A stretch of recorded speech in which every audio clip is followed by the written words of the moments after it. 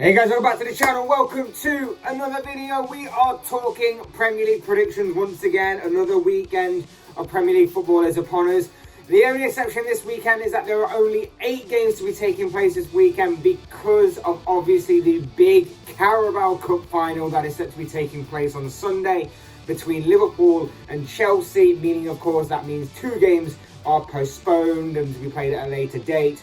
But there is still a lot of Premier League action for us to sink our teeth into nonetheless. Before I get into the predictions and the analysis, I would like to remind you to please like the video and also subscribe if you're new. Both things always and forever be greatly appreciated. But for now, let's get into the Premier League predictions for this upcoming weekend. Alright, first thing first, we come to Friday night's game between Southampton and Norwich at St Mary's. It's a Friday night game, so you know what that means. Fantasy football managers, you best have your teams prepared for Friday night's encounter. It's a big game for both sides, but none more so for Norwich for obvious reasons, being stuck at the bottom of the table. And it will obviously be a tough game for them because, as we know, Southampton are a side who have proven to be a tough nut to crack this season and have proven to be a tough side to beat, especially in recent weeks and months. With some of the relegation rivals as well picking up some big victories in the past couple of weeks, the game is of high importance for Norwich to get something out of right now. They need to get more points on the board as soon as possible, but this game is definitely going to be a tough ask of them. A draw isn't out of the realms of possibility, but I think overall I'm just going to give the Saints the edge in this game. I think with the confidence I've been riding on for the past few weeks, I think it will only continue here, and that is why I'm going to go for a 2-1 victory in favour of Southampton. Next up, Saturday's lunchtime game sees Leeds host Tottenham at Ellen Road. 2 teams with big problems throughout the entirety of the club right now. Leeds with no win in their last 5 games. Tottenham with only 1 win in their last 5 games after their big reality check dealt to them midweek against relegation-threatened Burnley, following, of course, that rather surprising victory over Manchester City last weekend. It's been a bit of a bizarre few days for Tottenham, and it's obviously been a tough season overall for Leeds. Both sides are seemingly battling for something at either end of the table. You've got Leeds who will be battling to survive and hopefully for them not be sucked into this relegation battle, while Spurs will be battling to keep their top 4 hopes alive. Although, of course, it seems a little bit unlikely, especially with the more points that they drop throughout the season. But it could make for one very intriguing battle come lunchtime on Saturday. It's a big game. It genuinely could go any which way. 2 very unpredictable teams this season. But I guess if I had to stick my neck out on the line and give a prediction, I guess I'm going to be backing Spurs in this game simply because of how attacking and how open that Leeds play. It could play into Spurs' hands, particularly with the likes of Heung-min Son and Harry Kane. I'm sure they'll have better performances because of how open Leeds will attack them. I'm going to go for a 3-1 Spurs win here. Next up, we come to Brentford taking on Newcastle. The Bees are on a 7-game winless run right now, and they are in dire need of points for them to stabilise things a little bit. And let's face it, it's not out of the realms of possibility for this team to be sucked into that relegation battle as well. So they really need to put more points between themselves and the drop zone. And like I said earlier, with other teams around that drop zone picking up some big wins in recent weeks, they definitely need to do it sooner rather than later. And one of those teams, of course, is Newcastle. Things are starting to look up for the Magpies. They've actually had some big victories and some big results in the past few weeks alone. And things are starting to look up for them, and they'll be hoping to kick on and continue to put more points between themselves and the drop zone, of course. A draw, again, is certainly possible in this game, but I'm just going to give the edge to Newcastle. I just think Newcastle will have a bit more about them to get the 3 points here, and that's why I'm going for a 2-1 win to Eddie Howe's side. Next up, we're at the Amex Stadium for Brighton against Aston Villa. Both sides in need of a win in this game because of a couple of bad results in recent weeks for both sides. The Seagulls will be looking for a big reaction from that pretty embarrassing, shall we say, defeat to Burnley, in which they lost 3-0 last time out, whilst Villa haven't been thrashed, but haven't scored in their past couple of games either. They lost 1-0 in both their past recent games, so they'll be looking for a big response as well, as Gerrard looks to really stabilise things at Villa and get things back on track, so to speak. This one could be a very intriguing game. It could be one that goes a little bit under the radar. Two sides who like to get the ball down and play football.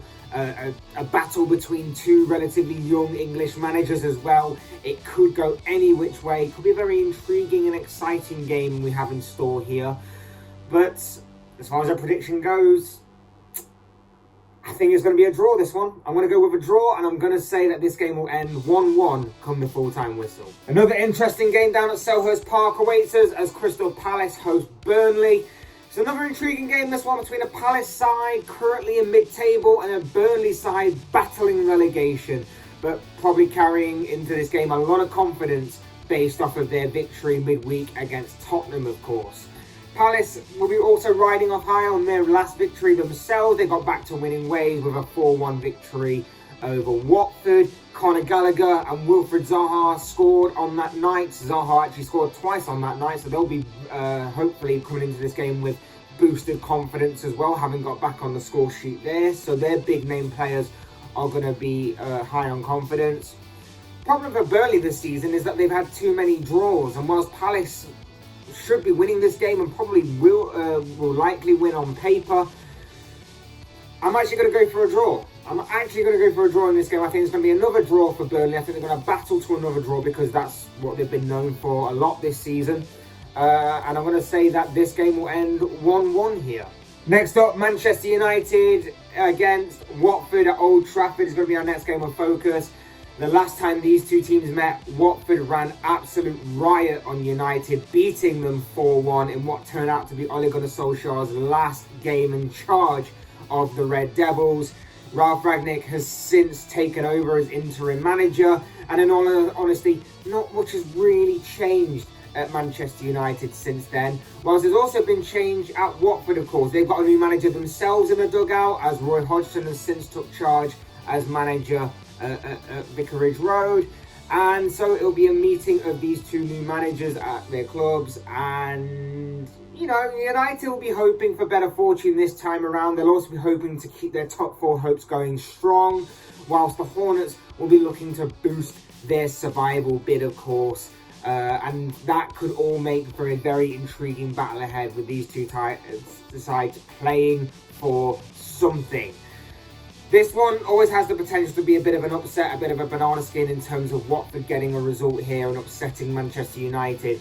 However, I just think with the squad that they have, United, whether they play badly or not, may be able to get something from this game and may be able to get the victory that they need and get the 3 points. And that is why I'm going to go for a 3-1 Manchester United win.